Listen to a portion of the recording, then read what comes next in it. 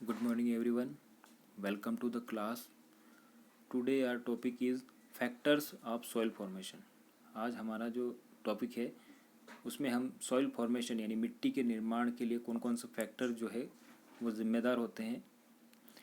उनके बारे में डिस्कशन करेंगे। जैसा कि हमने प्रीवियस वीडियो में सॉइल प्रोफाइल के बारे में डिस्कस किया था कि जो मिट्टी की जो सबसे ऊपरी परत होती है वो काफ़ी जो है उसमें जो है टॉप सॉइल जो है वो ह्यूमस एंड वेजिटेशन यानी कि जो प्लांट्स और जो छोटे मोटे जो जीव जंतु या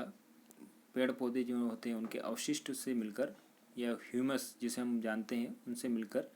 इसका निर्माण होता है। उसके बाद सब सॉइल होती है जिसमें सैंड और सिल्ट और क्ले से मिलकर बनी होती है। देन वेदर्ड रॉक मटेरियल यानी कि किसी मिट्टी चट्टानों से बने पदार्थ और उसके बाद पेरेंट रॉक्स। तो इसी के बारे में हम जो है स्टडी करेंगे कि the major factor of soil formation और the nature of the parent rocks and climate factor यानी कि मिट्टी निर्माण के लिए जो है सबसे महत्वपूर्ण कारक जो है वो पेरेंट रॉक यानी कि मूल चट्टानें जो होती हैं और कुछ क्लाइमेट के चेंजेस के कारण जो है मिट्टी का निर्माण होता है। Other factors are the topography, role of organic material and time taken for the composition of soil formation. यानी कि कुछ अदर हम फैक्टर्स यानी कारक की बात करें तो इसमें स्थलाकृति यानी कि भूमि की संरचना, उसके बाद ऑर्गेनिक मटेरियल यानी कार्बनिक जो पदार्थ तत्व जो होते हैं और इसके अलावा मिट्टी निर्माण में लगा समय, ये सभी जो है मिट्टी के निर्माण के लिए रिस्पॉन्सिबल या जिम्मेदार होते हैं या कारक होते हैं। All this differ from place to place और इन सभी का जो है ये सभी जगह हमें अलग अलग प्रकार से देखने को मिलते हैं। तो जैसा कि आप यहाँ पर फिगर 2.4 में देख सकते हैं कि फैक्टर्स अफेक्टिंग सॉइल फॉर्मेशन यानी कि कौन कौन से फैक्टर है जो सॉइल फॉर्मेशन के लिए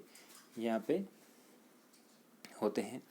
तो सबसे पहले पेरेंट रॉक यानी कि मूल जो चट्टानें जो होती है determines colour, texture, chemical properties, mineral content and permeability. यानी कि यहाँ पर जो है पेरेंट्स रॉक यानी मूल जो चट्टानें जो होती है वो मिट्टी के कलर यानी कि जैसा मिट्टी की आपने देखी होगी कहीं पर आपको ब्लैक कलर्स में देखने को मिलती है, कहीं पर लेटराइट मिट्टी जो है वो हल्के लाल कलर की होती है और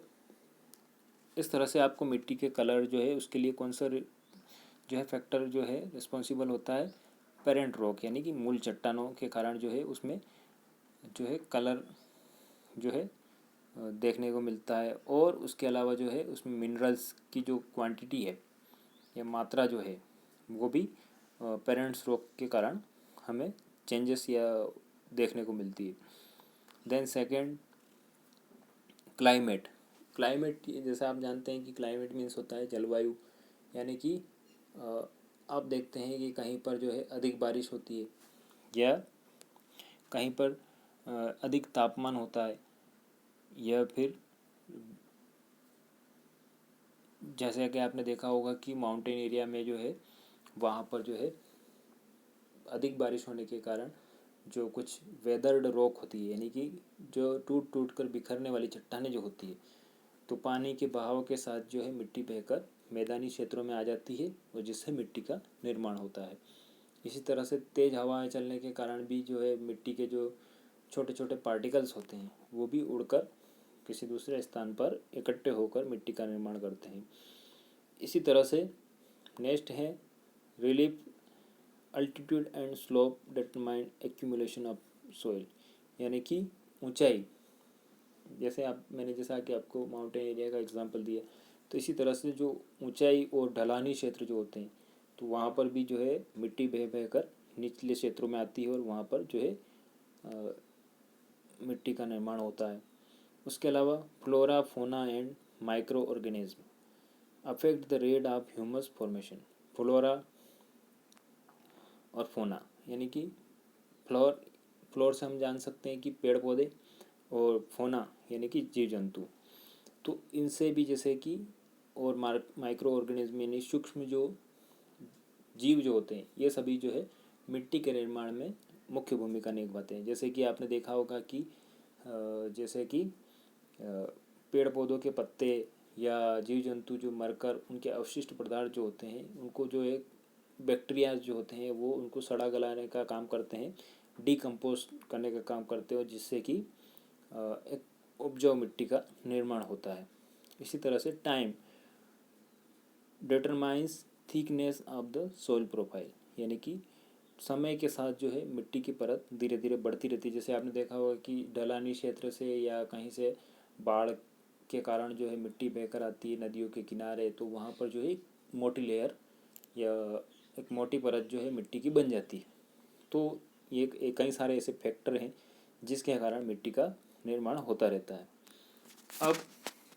नेक्स्ट है हमारे यहाँ पे कि आप हमारे इंडिया में अगर देखें तो यहाँ पर हमारे भारत में जो है कई डिफरेंट टाइप्स की आपको जो है यहाँ पर मिट्टी देखने को मिलती है। जैसे कि एल्यूवियल, जिसे हम जलोढ़ मिट्टी के नाम से जानते हैं, ब्लैक, काली, रेड, लाल, लेटेराइट, डेजर्टिक यानी कि जो मरुस्थलीय मिट्टी, और माउंटेन सॉइल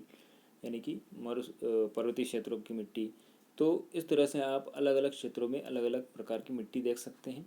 और उनके बारे में, उनके कलर में या उनके क्या क्या जो है